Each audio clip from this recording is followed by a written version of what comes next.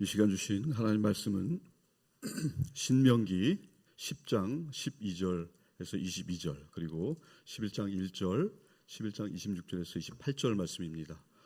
본문은 세 군데지만 바로 옆장이 있기 때문에 수월하게 찾으실 수 있을 것입니다. 신명기 10장 12절로 22절까지의 말씀을 저와 한 절씩 교독하도록 하시겠습니다. 제가 가지고 있는 성경은 구약 276페이지쯤 되는데요. 좀 다를 수도 있습니다. 10장 12절에서 22절까지의 말씀을 교독하시겠습니다. 이스라엘아, 내 하나님 여호와께서 내게 요구하는 것이 무엇이냐? 곧 내 하나님 여호와를 경외하여 그의 모든 도를 행하고 그를 사랑하며 마음을 다하고 뜻을 다하여 내 하나님 여호와를 섬기고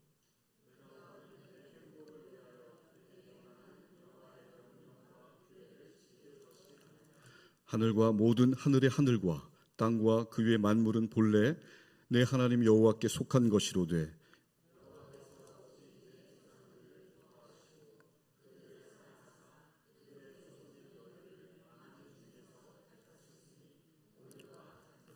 그러므로 너희는 마음에 할례를 행하고 다시는 목을 곧게 하지 말라.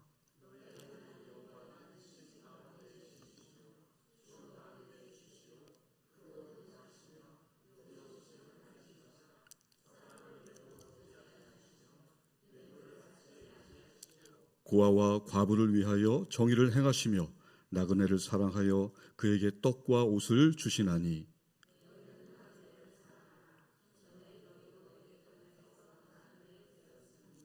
내 하나님 여호와를 경외하여 그를 섬기며 그에게 의지하고 그의 이름으로 맹세하라.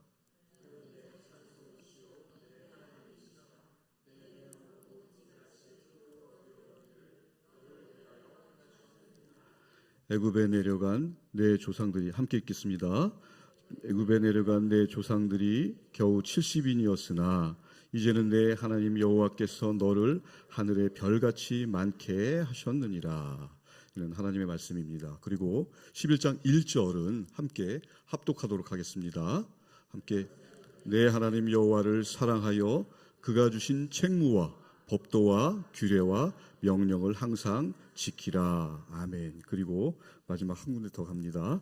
11장 26절에서 28절까지의 말씀도 합독하도록 하겠습니다. 26절부터 28절까지입니다. 내가 오늘 복과 저주를 너희 앞에 두나니 너희가 만일 내가 오늘 너희에게 명하는 너희의 하나님 여호와의 명령을 들으면 복이 될 것이요 너희가 만일 내가 오늘 너희에게 명령하는 도에서 돌이켜 떠나 너희의 하나님 여호와의 명령을 듣지 아니하고 본래 알지 못하던 다른 신들을 따르면 저주를 받으리라. 아멘. 기도하시겠습니다. 하나님 아버지 은혜를 감사합니다. 바쁜 일상 가운데서도 저희를 불러주셔서 말씀 앞에 세워주시니 이제 하나님 말씀을 듣기를 원합니다. 이 시간 말씀과 기도를 통해서 우리 성도님들을 만나주시고 새 영을 불어넣어 주시옵소서. 설교자 입술을 붙들어 주시고 오직 복음만이 선포되게 하옵소서. 감사합니다. 사랑합니다. 예수님의 이름으로 기도드립니다. 아멘. 본격적으로 더위가 시작됐습니다. 그래서 감사한 것은 이렇게 시원한 또 비로 저희들의 지친 마음을 하나님께서 촉촉하게 적셔 주시는 것 같습니다. 바쁘신 가운데도 또 분주한 가운데도 하나님의 부르심에 순종하셔서 이렇게 말씀과 기도의 자리에 나오신 여러분을 사랑하고 환영합니다. 이 시간 가스펠 프로젝트 제2권 마지막 시간입니다. 그래서 오늘의 주제는 율법의 복과 저주라는 제목으로 말씀을 나누고자 합니다. 여러분 혹시 참교육이라는 드라마 보셨습니까? 요즘에 역시 우리 신길동교회 성도님들은 다 영적인 생활을 하셔서 TV 프로그램은 관심이 없으세요. 저도 사실은 몰랐는데 가는 곳마다 이 참교육이라는 프로그램 드라마 이야기를 하더라고요. 그래서 저도 잠깐 이렇게 요약본만 이렇게 한번 훑어봤습니다. 읽어본 소감은 굉장히 비현실적이다. 그럼에도 불구하고 이런 일이 학교에서 있을 수도 있겠구나. 그런 공감도 하게 되었습니다. 그 전체적인 줄거리는 선생님 그리고 학교의 권위가 무너져서 더 센 법을 가지고 이제 교권국이라는 그런 행정기관을 만들어서 그걸로 이제 법을 초월하거나 무시하거나 이용하거나 하는 그런 학생들을 응징하는 그런 드라마였습니다. 그러니까 일반적이고 상식적이고 학교 안에서 정상적인 생활을 하는 그런 학생들은 아주 통쾌하죠. 법 위에 군림하는, 그러니까 부모님이 뭐 상류층이라든가 아무튼 권력이 있는 그런 상황에서, 그리고 또는 나이, 촉법이라는 나이가 있잖아요. 범죄를 저질렀음에도 불구하고 법의 저촉을 안 받는 거예요. 그런데 그것들을 정말 이용을 해서 아주 어른들을 뭐라 그래야 되나요?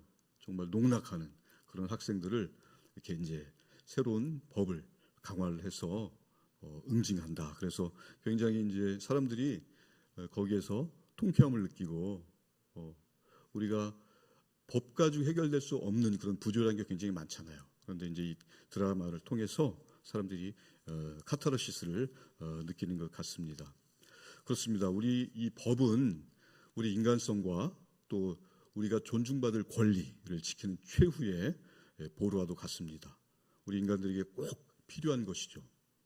그게 바로 법입니다. 그런데 여러분, 그럼 하나님의 율법은 어떻습니까?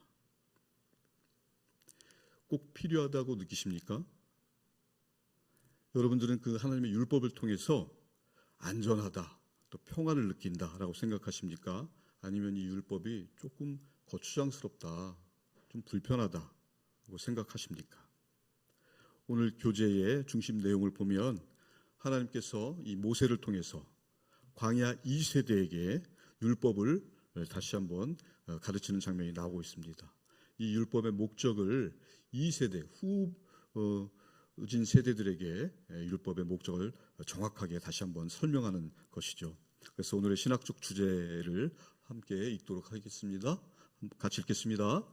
율법은 하나님이 주신 좋은 선물입니다. 하지만 불순종의 처벌에서 우리를 구해줄 수는 없습니다.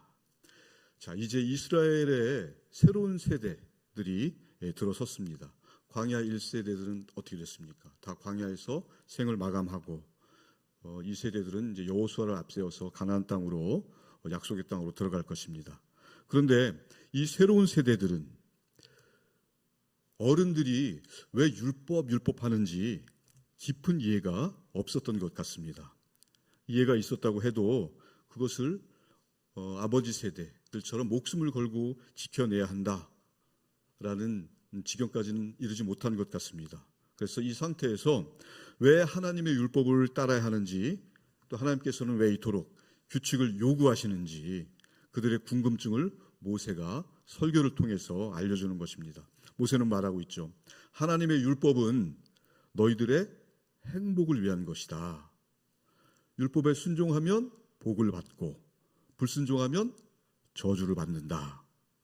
그래서 이 세대들도 어른들과 광야 생활을 함께 했지만 깊이가 없죠. 예를 들면 오늘 우리 원예찬 어린이가 오지 않았는데, 우리 원예찬 어린이가 매주 교회에 나오잖아요. 그러나 예수님에 대해서 깊이 안다고 할 수 없죠. 그런 것처럼 지금 이스라엘의 상태가 그렇다. 이제 예찬이가 좀 커서 알아들을 수 있을 때 되면 우리 조영도 장로님께서 예수님은 이런 분이야 라고 설명을 하시겠죠. 그와 같이 지금 모세가 후세들, 이 세대에게 하나님의 율법에 대해서 설명을 하고 있는 것입니다. 이스라엘에게 같은 이스라엘이지만 차원이 다른 이스라엘이잖아요. 그렇기 때문에 이 신명기를 제1율법서라고 하거든요. 우리가 십계명이 출애굽기 20장과 신명기 5장에 나오는데, 이 신명기에서 출애굽기에 나오는 그 십계명을 다시 한번 모세가 말씀한다고 해서 제2율법이라고 또 신명기를 부르기도 합니다. 그렇기 때문에 우리 성도들은 이 율법을 하나님이 주신 좋은 선물로 여겨야 하는 것입니다. 그 이유를 한번 살펴보도록 하겠습니다. 자, 첫 번째는 율법은 우리의 행복을 위한 것이기 때문에 그렇습니다. 오늘 신명기 10장 12절에서 22절 말씀인데요. 본문을 다 읽었기 때문에 생략하도록 하겠습니다. 시간이 많이 걸리니까요. 그래서 아까 읽었던 그 본문을 기억해 보시면 그 본문 가운데서 모세가 하나님의 율법의 그 진리를, 수많은 진리들이 그 내용 안에 들어가 있는데 그 진리를 차분하게 설명하고 있습니다. 그 가운데 핵심은 이 율법이 이스라엘의 행복을 위한 것이다. 한 줄 요약하자면 그런 말씀입니다. 그렇기 때문에 이 말씀, 율법이 이스라엘의 행복인 것처럼 우리 성도들에게도 마찬가지입니다. 성도들에게도 하나님의 율법은 우리의 행복을 위한 것이다 라는 것입니다. 그렇기 때문에 이스라엘과 우리 성도들의 어떤 그 차이를 두지 말고, 그 옛날 이스라엘이 오늘날의 교회지 않습니까? 그렇기 때문에 하나님의 율법은 당시 이스라엘에게 적용됐던 것 마찬가지로 오늘 저와 여러분에게도 똑같이 적용되는 것입니다. 그렇기 때문에 하나님의 율법은 우리의, 이스라엘뿐만 아니라 저와 여러분의 행복을 위해서 하나님께서 주신 것이다 라는 것을 반드시 마음에 새겨야 됩니다.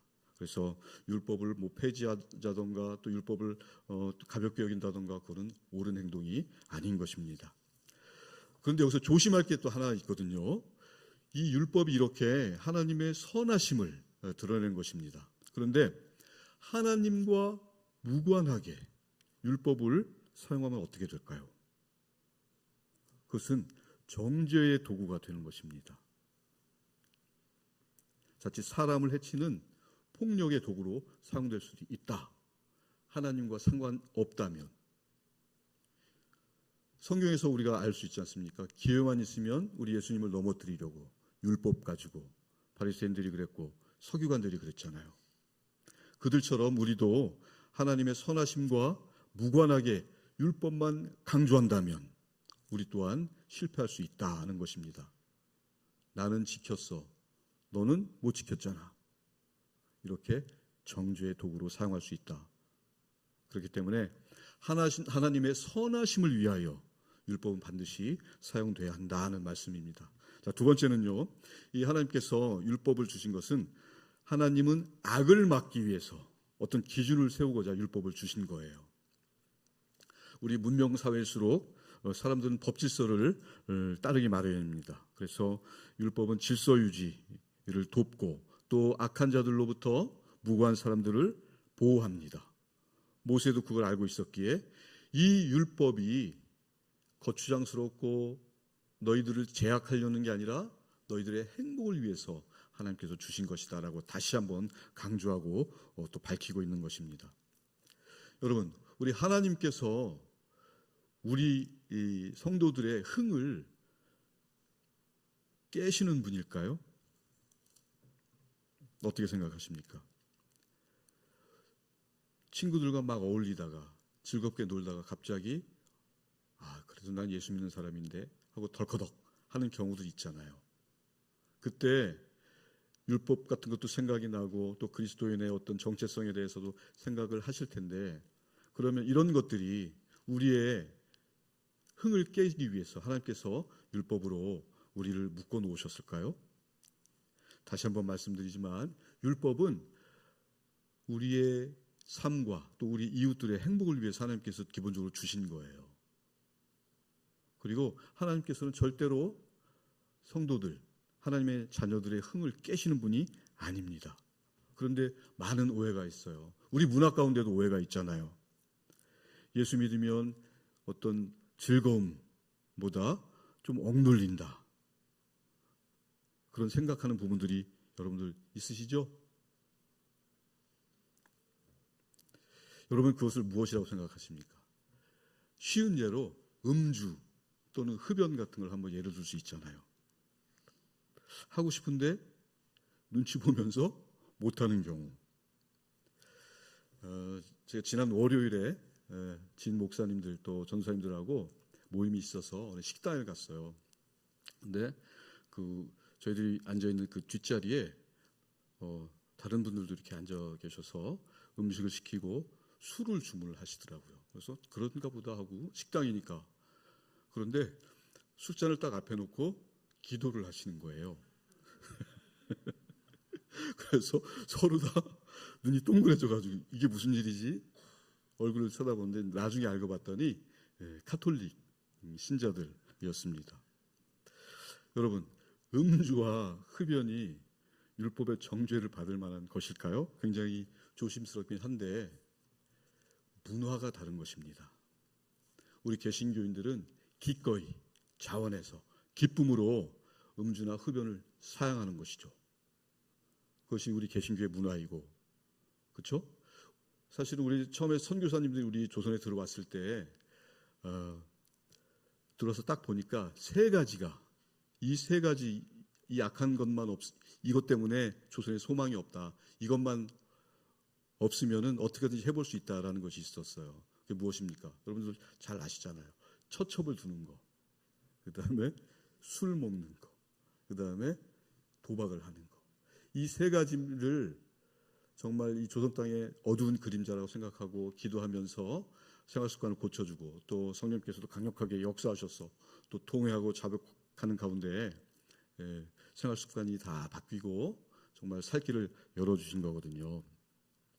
이에 비해서 카톨릭은 개신교보다 무려 100년이 먼저 들어왔어요. 사실은 100년 먼저 들어와서 수많은 박해를 받고 또 순교자도 어마어마하게 났죠. 그래서 여러분들 보셨을 거예요. 교황이 우리나라 땅에 와서 한국 땅에 와서 내리자마자 땅에 입맞추고 굉장히 로마 카톨릭에서는 이 한국의 천주교를 아주 위대하게 봅니다. 그런데 그분들을 율법으로 정죄할 수 있을까요?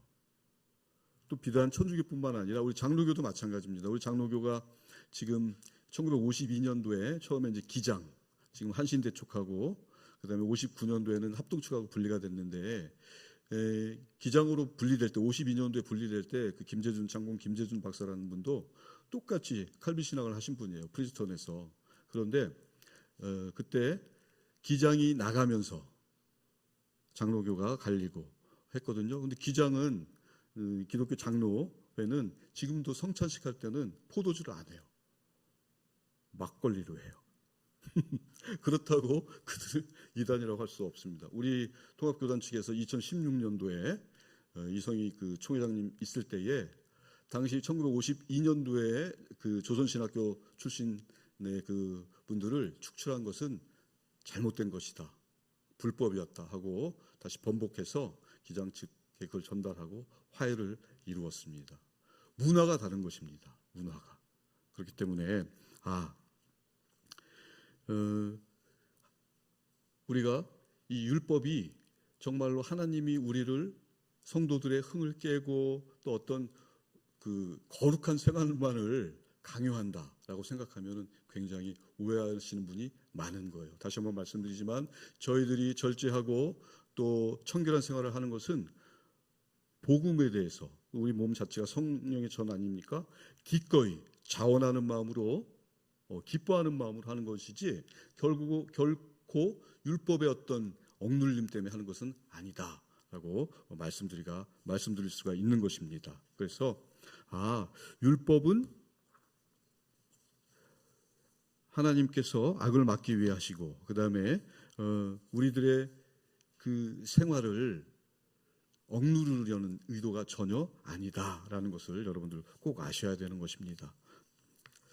자, 그리고 두 번째 큰 제목이 있는데요. 두 번째 대지로는 율법은 완전함을 요구합니다. 오늘 교재에서 보면 신명기 11장 1절을 우리가 읽었죠. 신명기 11장 1절 내용을 제가 압축해서 한번 말씀을 드리면 이 율법의 또 특징은 뭐냐면 율법은 하나님께서 이미 구원하신 성도들에게 주시는 거예요. 구원을 얻기 위한 수단이 아니다라는 말씀이에요.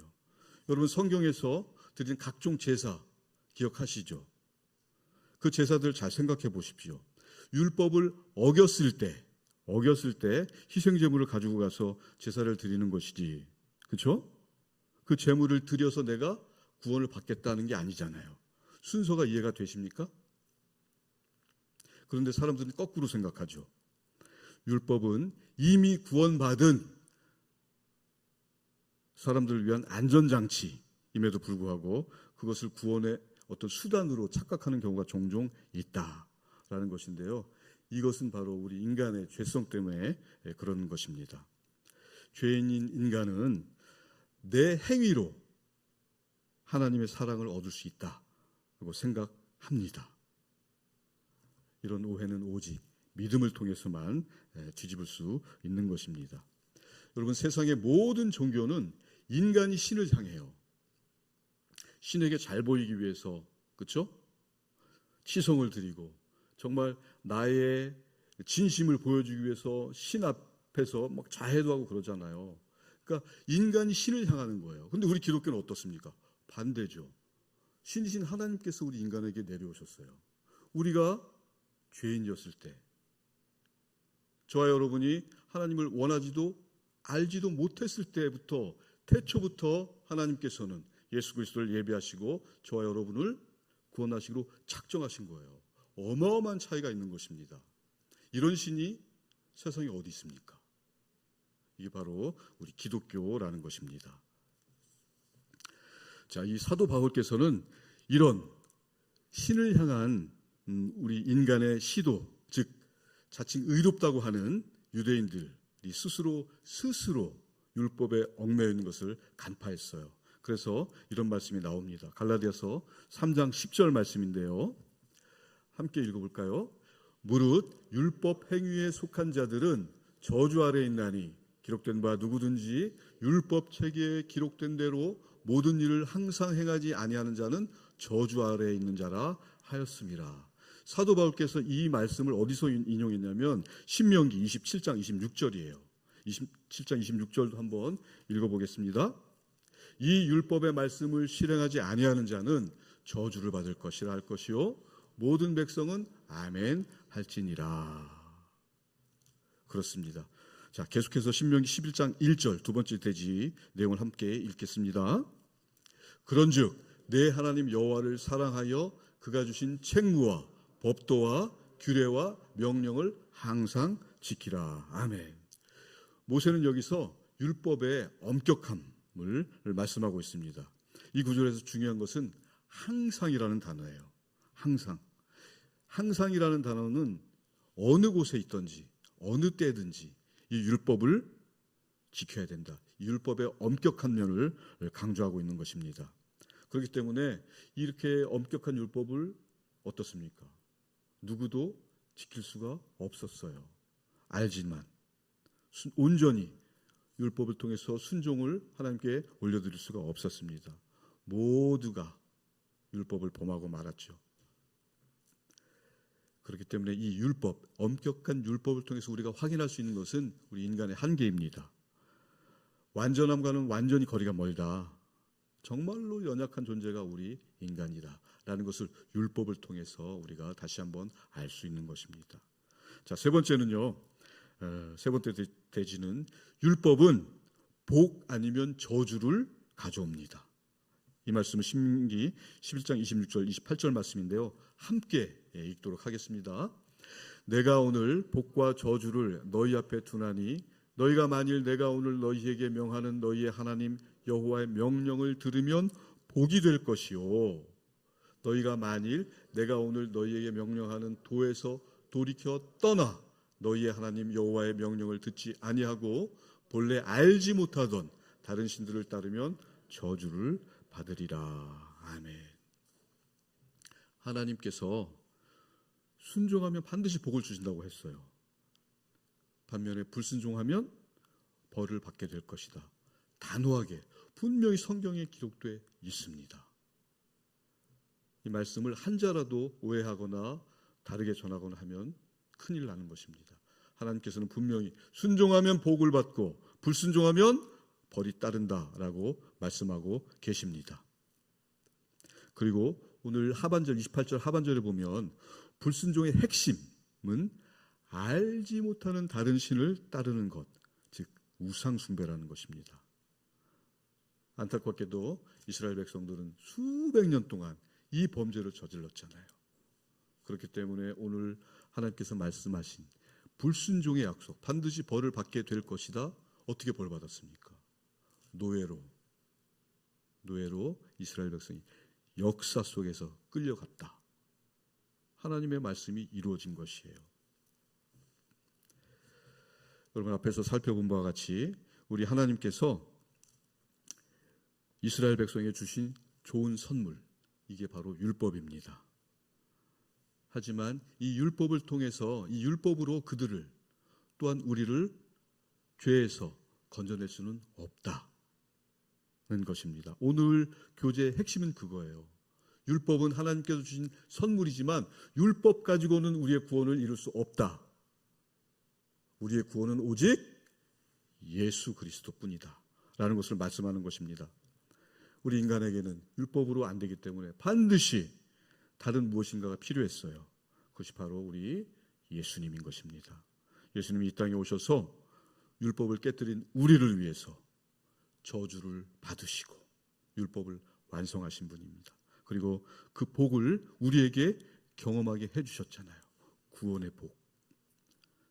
말하자면 율법의 복과 저주를 우리 예수님이 다 경험하셨는데 저주는 주님이 담당하시고 복은 우리들에게 주셨어요. 그게 바로 우리 예수 그리스도이십니다. 그 십자가의 은혜, 그 은혜로 저와 여러분이 이렇게 당당하게 하나님 앞에 나갈 수 있고 또 소망을 가지고 이 땅을 살아갈 수 있는 것입니다. 여러분, 우리가 이렇게 저주받고 죽어 마땅해야 하는 죄인이 정말 하나님의 자녀가 돼서 이 땅을 살아가고 있어요. 그러면 하나님께서 우리들, 저와 여러분들에게 원하는 것이 분명히 있을 거예요. 여러분은 그건 무엇이라고 생각하십니까? 하나님께서는 당신의 자녀들을 통해서 어떻게 하나님을 믿지 않는 다른 사람들에게 드러내기를 원하실까요? 여러분, 그거 한번 생각해 보신 적 있습니까? 내가 그래, 복음을 전하면 돼, 전도를 하면 돼, 기도를 하면 돼. 다 맞습니다, 여러분. 하나님의 자녀는 반드시 표가 나게 돼 있어요. 여러분, 암행어사 아시죠? 암행어사는 겉으로는 표가 안 나요. 근데 여기에서 이제 마패를 탁 꺼내면 이렇게 높은 신분의 사람이었네? 사람들이 다 알아보죠. 저와 여러분도 마찬가지예요. 겉으로는 드러나지 않아요. 일상에서는 드러나지 않지만 하나님의 만물의 창조주시고 주인이신 하나님의 자녀는 반드시 표가 나는데 어떻게 표가 나기를 하나님께서 원하시느냐, 이거예요. 천사들처럼 이렇게 날개를 탁 달아주셔서 위급할 때 날개가 탁 나오거나 아니면 정말 막 안수하면 죽은 사람도 살아나고 탁 째려보면 그냥 원수가 그냥 쫙 녹아내리고 이런 초능력 같은 거 주시면 참 좋을 텐데 우리 하나님의 성품은 그렇지 않습니다. 예수님이 어떻게 오셨죠? 예수님은 하나님이시지만 말구유로 오셨어요.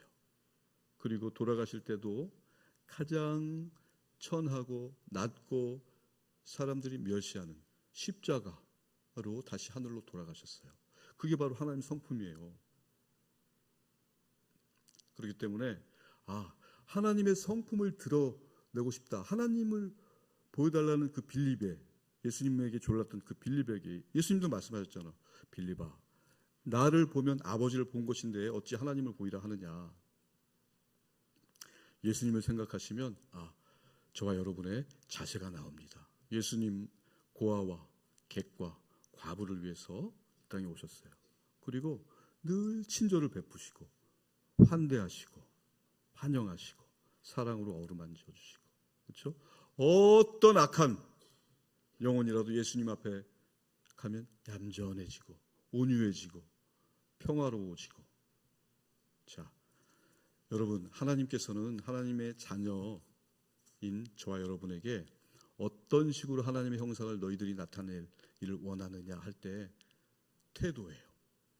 내가 만나는 사람들 인상, 웃어주고 미소 짓고 따뜻하게 품어주고. 여기서 이렇게 강단에서 이렇게 딱 보잖아요. 성도님들 얼굴들이 다 보여요. 지금 저 장로님께서 성령 충만하셔가지고 은혜 받고 계시는구나. 우리 권사님이 지금 말씀으로 들어와서 지금 성령님과 함께 동행하고 계시는구나. 다 보여요. 제 말이 안 믿기시면 우리 목사님한테 여쭤보십시오. 그래요. 세상 사람들도 저와 여러분을 우리의 표정으로 평가할 것입니다. 전도사라는 사람 얼굴이 왜 저래? 쟤네 하나님은 맨날 신자들 들들 볶나 봐. 신자들이 다 우거지야. 우거지상이야. 이러면 안 되잖아요. 여러분, 저와 여러분의 얼굴이 전도지입니다. 사람들은 교회 다니는 저와 여러분의 얼굴을 보고 하나님의 형상을 보는 거예요. 그래서 말씀을 맺고자 합니다. 율법을 지키지 못하는 우리가 율법의 저주로부터 구원받은 것은 우리 예수님 은혜입니다. 주님의 십자가 보혈 그 공로입니다. 그리고 이 십자가 은혜를 받은 사람은 하나님을 만난 사람이에요. 하나님을 만난 사람은 다른 사람을 대하는 태도가 다를 수밖에 없어요. 하나님께서는 다른 사람을 대하는 우리의 태도에서 하나님의 형상이 드러나도록 우리를 부르셨기 때문입니다. 아무쪼록 이 땅을 살아가는 동안 내가 만나는 모든 사람들 또 피조물들 자연을 대하는 나의 태도로 하나님의 영광이 찬송이 되는 저와 여러분이 다 되셨으면 좋겠습니다. 아멘. 기도하시겠습니다. 하나님 아버지 은혜를 감사합니다. 그렇습니다. 아버지께서 이스라엘에게 주신 율법은 참 좋은 선물이었습니다. 하지만 이스라엘은 실패했습니다. 저희도 실패했습니다. 하나님 사랑을 알지 못하고 무지했습니다. 하나님을 무시했습니다. 그럼에도 불구하고 더 좋으신 율법의 완성이신 예수님을 보내주셔서 저희들을 무한히 편드셨습니다. 그 편드심의 영광과 명예를 알고 책임 있는 삶을 살아내는 복된 인생들, 우리 신길동 교회 모든 성도님들 복된 인생들 다 될 수 있도록 주님 도와 주시옵소서. 감사합니다. 사랑합니다. 예수님의 이름으로 기도드립니다. 아멘.